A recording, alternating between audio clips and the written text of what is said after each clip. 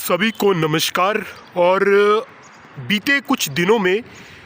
सुजानपुर शहर में पीलिया के मरीजों की जो है वो संख्या बढ़ती जा रही है और एक चिंता का विषय बना हुआ है पीलिया। आखिर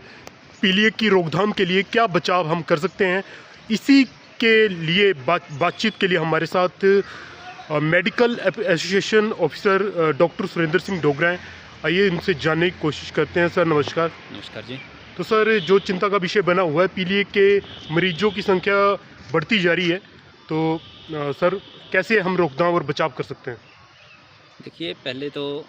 ये जो पीलिया होता है इसके कारण पता लगने चाहिए कि किस तरह से ये पीलिया होता है। तो सबसे मुख्यतः जो कारण है वो है जो गंदे पानी से या जो एक इनहाइजीनिक कंडीशन फूड खाने से, बाहर की तली हुई या कुछ ऐसे तलीय पदार्थ जिसमें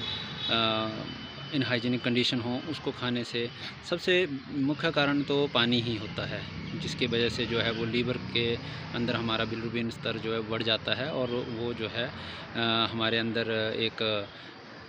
पीलेपन के आकार में हमारे आँखों के स्क्लेरा और इस आँखों की जो और त्वचा के ऊपर दिखता है, पीलापन सा दिखता है, तो हम बोलते हैं कि ये हल्दी जैसे रंग का जो भी पेलर कलर में जिसे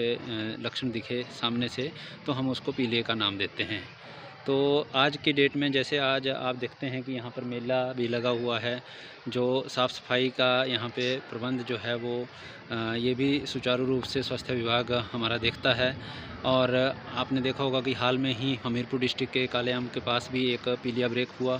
तो वहाँ पर भी कहीं ना कहीं जो है पानी का जो है इसमें बहुत बड़ा रोल है, जो कि हमें देखना पड़ेगा सुचारू रूप से कि किस तरह का पानी वहाँ पर है और किस तरह की अन्य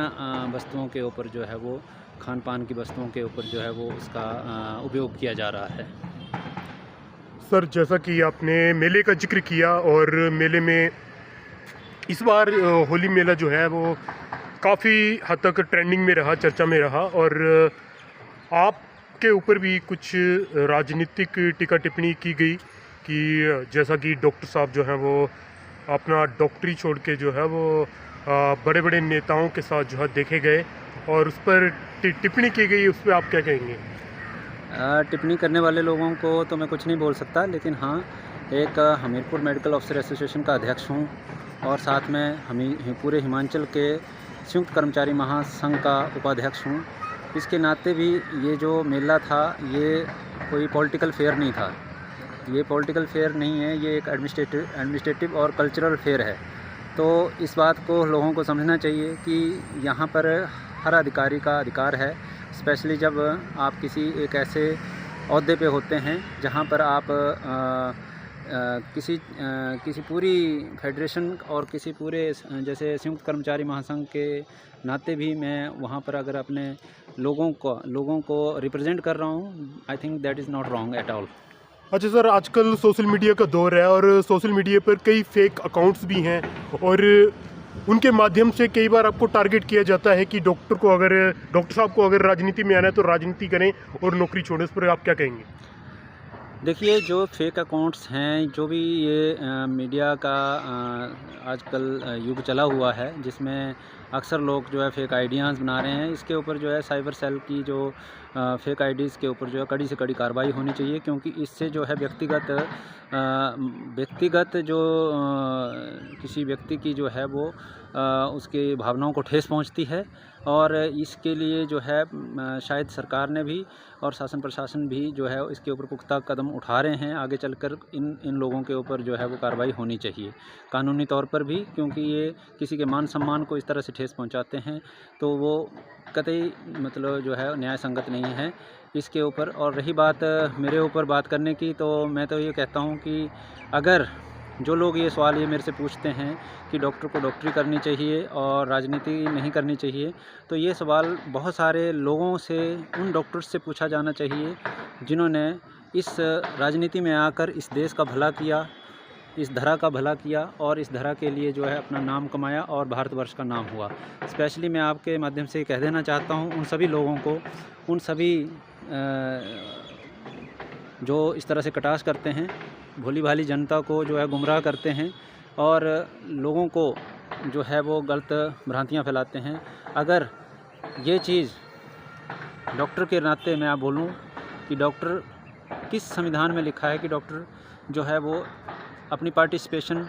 जो है सोशल एक्टिविस्ट के तौर पर नहीं कर सकता, एक अपने समाज को सुधारने में नहीं कर सकता या एक अपने समाज के उत्थान में नहीं कर सकता। अगर यही सोच अगर आज मैं पूछना चाहता हूँ आपके माध्यम से कि अगर आज हम इस हिमाचल प्रदेश में रह रहे हैं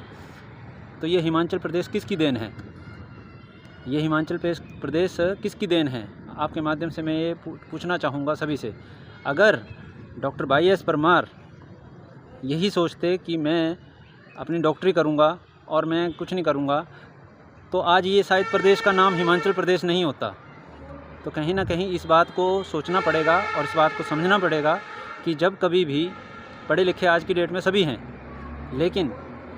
पढ़ाई और कढ़ाई में बहुत फ़र्क होता है और एक विज़न का बहुत फ़र्क होता है। और यही चीज़ जो है वो आपके अंदर जो है लोगों में आपको अलग बनाती है, आपका व्यक्तित्व बनाती है। यही जो सोच मेरी है, मैं एक उस क्राइटेरिया के ऊपर जा रहा हूँ जहाँ पे मैं चाहता हूँ कि मेरे बुद्धि बल से, मेरी सोच से मेरे क्षेत्र का भला हो, मेरे प्रदेश का भला हो, मेरे लोगों का भला हो और मैं उनके लिए जो है वो कुछ कर गुजरूँ।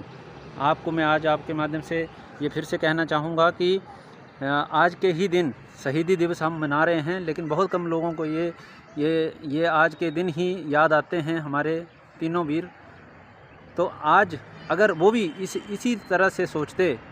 तो शायद आज भी उनके बच्चे होते, वो भी अपने घर परिवारों के साथ खुशियाँ मना रहे होते, लेकिन उन्होंने अपने राष्ट्र को पहले चुना। तो ये बात मेरे को प्रेरणा देती है कि जब कभी भी आपको अपने देश, क्षेत्र और अपने लोगों के लिए कुछ कर गुजरना हो तो आपको जो है वो आपके अंदर क्रांति का होना बहुत ज़रूरी है, आपके अंदर जुझारूपन का होना बहुत ज़रूरी है और वो सब चीज़ें जो हैं वो आपसे त्याग मांगती हैं और त्याग ही सबसे बड़ी सेवा है। सर, आज शहीद दिवस है 23 मार्च, भगत सिंह, राजगुरु और सुखदेव। तो सर उस बारे में आप आज के जो मैं नमन करता हूँ उन सभी वीरों को जिन्होंने